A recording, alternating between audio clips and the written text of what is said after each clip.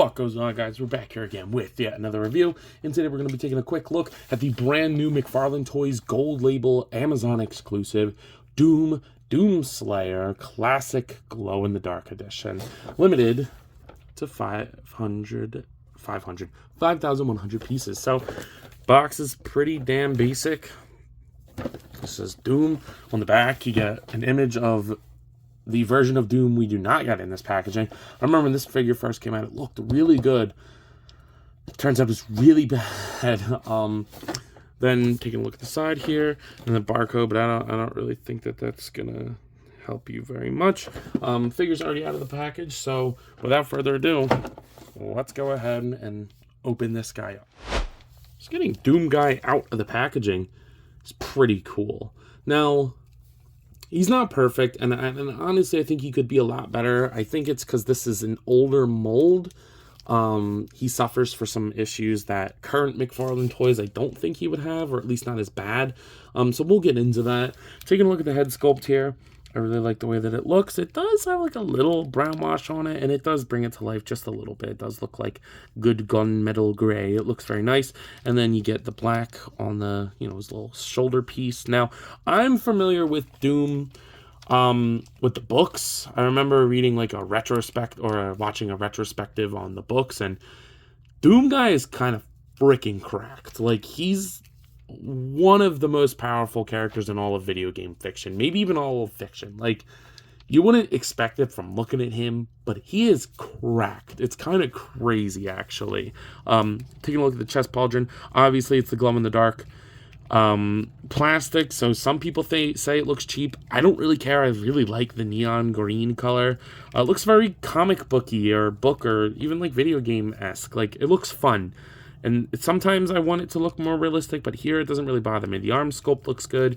You get the belt. The belt's got pretty good paint on it. The canisters on there are painted. It would have been nice if all these little buckles were painted as well.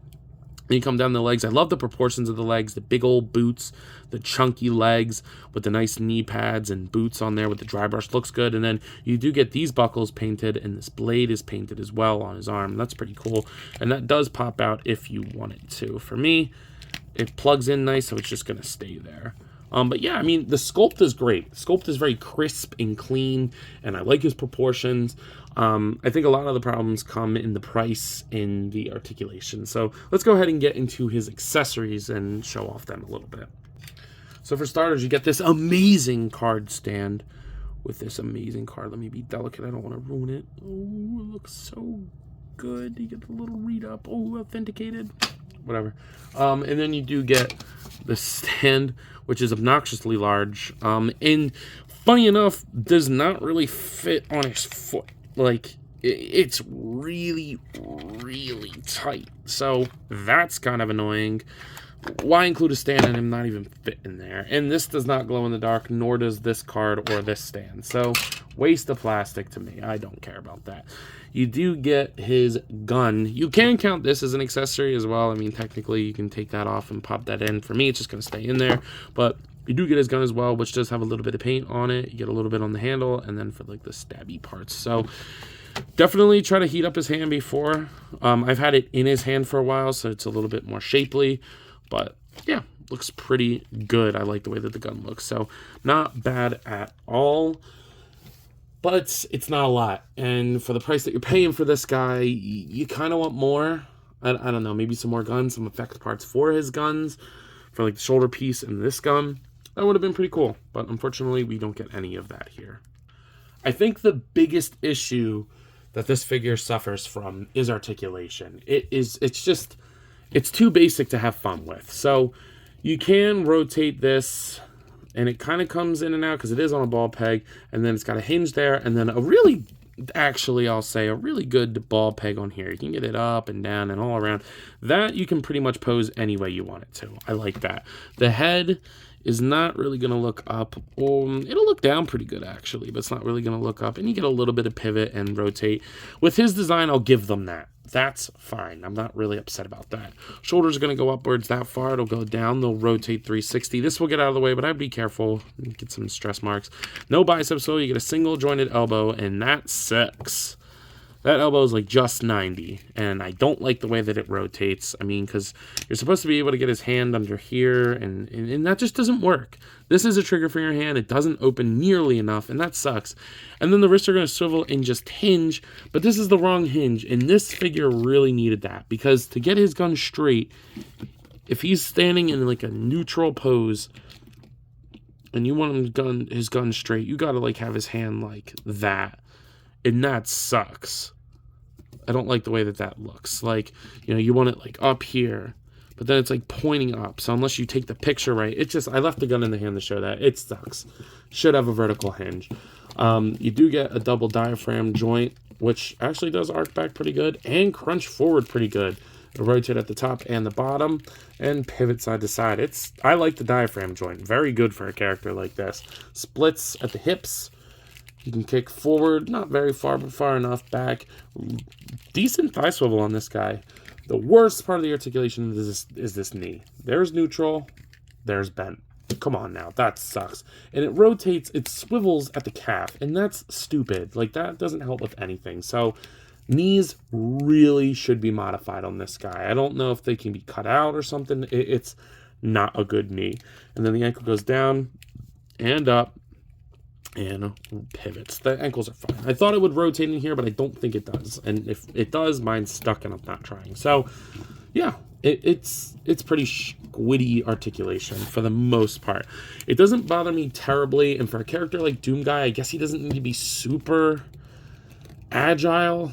Like, I don't know. I just like the knees are what really bother me, because in the hands, it's just very basic articulation, and luckily a character like this doesn't suffer too much from that.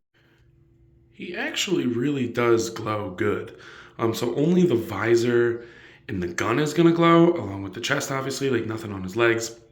But it's coming up really good on camera, and it's really good in person, which is very nice. Sorry for the weird audio. I went in my bathroom because it's pitch dark in here. So yeah, it glows very nicely. Here he is next to the NECA Toys King Kong in the Jazzverse Fortnite Series 6-inch Peely. Here he is next to the McFarlane Toys Dark Knight Returns Batman and the Hasbro Marvel Legends X-Men Series Darwin, which this kind of proves that he works in either scale. I mean, if you want a big Doom guy, he can kind of work in 6-inch scale, or if, you know, you want him in the scale that he was made for, 7-inch scale, it works for that too. And then, of course, here he is next to the Marvel Legends Hasbro What If Series Zombie Captain America. So you guys are probably wondering, you know, Ant, what are your final thoughts on this figure? And I gotta say, Doom Guy's pretty cool. I mean, for me, I'm not the biggest Doom fan ever. Like I said, I watched that retrospective, thought he was a cool character, would be interested in reading the books.